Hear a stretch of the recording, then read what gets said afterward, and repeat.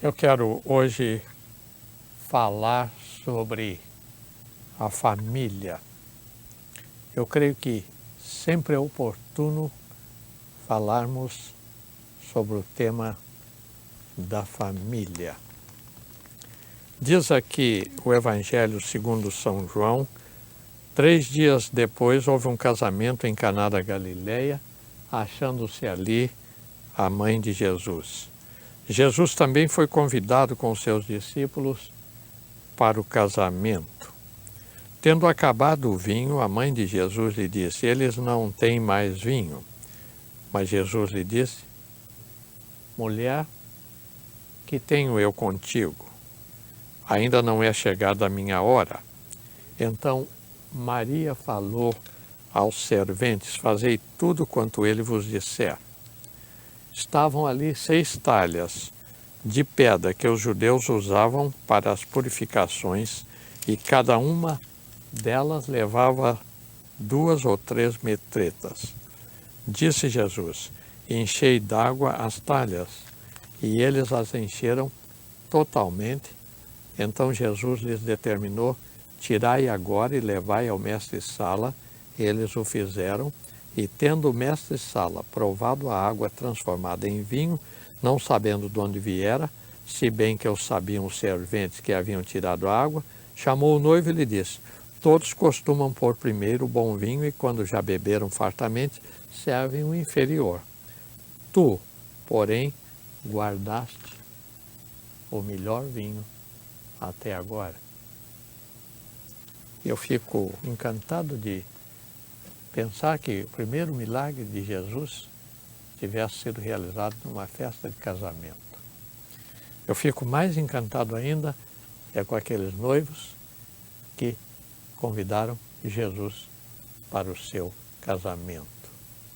E nestes 47 anos de pastor ordenado, eu tenho procurado sempre ajudar os casais que se vão casar a verem realmente a presença de Jesus na sua vida.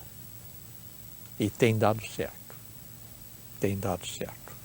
No capítulo 5 da carta de São Paulo aos Efésios, ele fala do casamento. Ele disse: as mulheres sejam submissas a seus próprios maridos como ao Senhor, porque o marido é o cabeça da mulher, como também Cristo é o cabeça da igreja, sendo Cristo o Salvador do corpo. Como, porém, a igreja está sujeita a Cristo, assim também as mulheres em tudo sejam submissas a seus maridos. Muita gente não gosta de ouvir isto. Mas diz aqui em seguida: maridos, amai vossas mulheres, como também Cristo amou a igreja e por ela se entregou.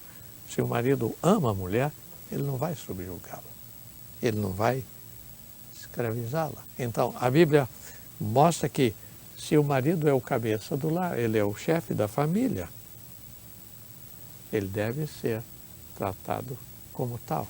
Mas se o marido ama a esposa, ele não vai fazer dela uma escrava.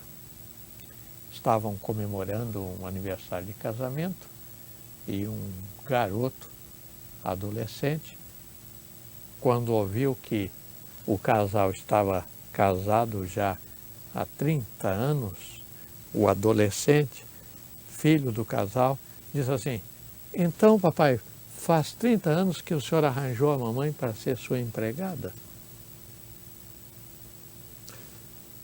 Pode parecer irreverente o questionamento do filho adolescente, mas eu acho que ele falou de certa maneira inspirado, porque há tantos e muitos maridos que não veem na esposa senão uma escrava.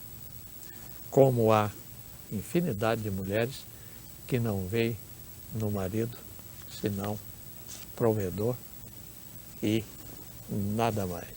Mas quando a lei do amor preside, tudo dá certo. Quando escrevi este livro, Casamento Feliz, uma caminhada a 3, eu o dediquei à minha esposa e disse a ela, depois de 42 anos de acerto conjugal, você merece este livro.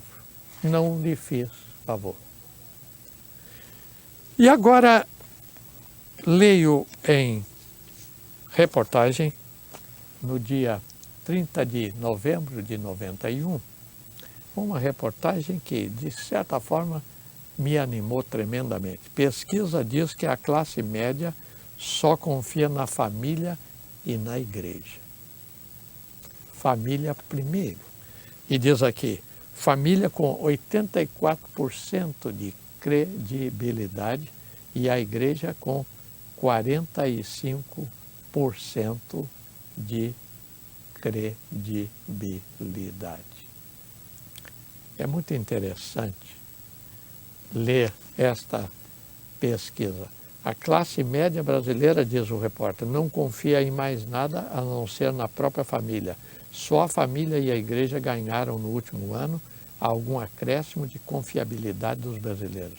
No mais, a crença da população caiu em relação às instituições de modo geral, segundo o resultado da última pesquisa que a empresa de publicidade Standard Ogilvy realiza para conhecimento do mercado e informação dos clientes. Os dados da pesquisa ainda estão sendo analisados, mas esse resultado já é garantido. Se a sociedade brasileira começa a crer mais na estabilidade da família e da igreja, que responsabilidade que nós temos diante de nós. Eu fico pensando, as emissoras de televisão, que oportunidade tem de exaltar, fazer crescer o sentido da família, o sentido do respeito. Nós não precisamos nem tomar a Bíblia para provar isto. Basta nós vermos grandes empresas, grandes sucessores que vão levando avante a obra nos ombros dos filhos, nas bases que os filhos próprios foram ensinados a respeitar. Eu tenho dito por aí, e eu tenho viajado mais do que nunca, eu tenho dito, a tese desse meu livro, Casamento Feliz, eu tenho dito o seguinte: o filho não é um peso, não deve ser tratado como um peso, o filho deve ser um investimento. E quando nós investimos certo, nós colhemos de forma certíssima. Eu me dou muito bem com a minha mulher, estamos casados desde 1945, então é algum tempo. E às vezes ela diz assim: você elogia demais os seus filhos. E eu digo a ela: minha filha, Deus usou você para me dar esses filhos. E os 6 filhos são uma alegria cada vez maior para nós. E os 7 netos continuam sendo uma alegria maior para nós. Então, eu digo a ela, eu não creio que eu esteja realmente exagerando no elogio aos meus filhos. Mas quando nós olhamos para Deus, logo no início da criação, quando o homem não tinha ainda sequer pecado, nós encontramos esta maravilhosa palavra que nos encanta. Diz assim: disse mais o Senhor Deus, não é bom que o homem esteja só. Far-lhe-ei uma auxiliadora que lhe seja idônea. Havendo, pois, o Senhor Deus formado da terra todos os animais do campo, todas as aves do céu, trouxe-os ao homem para ver como esse lhes chamaria. E o nome que o homem disse e deu a todos os viventes foi o nome deles. Deu o homem a todos os animais domésticos, às aves do céu, a todos os animais selváticos. Dizem que o homem foi criado macaco, mas não foi não. O homem já foi criado falando e dando nomes. Mas diz assim: mas o Senhor Deus não achou uma auxiliadora que fosse idônea ao homem. Então o Senhor Deus fez cair pesado sono sobre o homem, esse adormeceu, tomou uma das suas costelas, fechou o lugar com carne E a costela que o Senhor tomara do homem transformou-a numa mulher e lhe a trouxe. E disse o homem, esta afinal é osso dos meus ossos, carne da minha carne. Chamar-se-á varoa, porquanto do varão foi tomada. Por isso deixa o homem, pai e mãe, se une à sua mulher, e os dois se tornam uma carne. É maravilhoso isto, não é? Outro dia, aí em São Paulo, alguém disse, mas viver 46 anos casado é uma monotonia. Mas na realidade, aquele moço não estava certo, ele estava redondamente enganado. E eu lhe disse, tantos aí que separam uma, duas, três, 4 vezes, estão sempre separando e nunca chegaram realmente a uma união estável. Eu quero publicamente agradecer a Deus pela pesquisa que revela este crescimento de apreciação na família. Diz aqui, classe média. Eu gostaria que isto realmente se estendesse a todas as classes, aqueles que estão lá embaixo socialmente e materialmente, aqueles que estão nas maiores alturas, que crescesse esta apreciação pela família, esta unidade de casais, este amor de casais, este conceito de um investimento sadio nos filhos. E aqueles que estão pensando em casar, eu diria casamento feliz, uma caminhada a 3. Deus, você e a moça. Deus, a moça e você. Quando nós podemos formular o casamento nesta tríade e andar neste caminho, nós estamos alegrando o coração de Deus.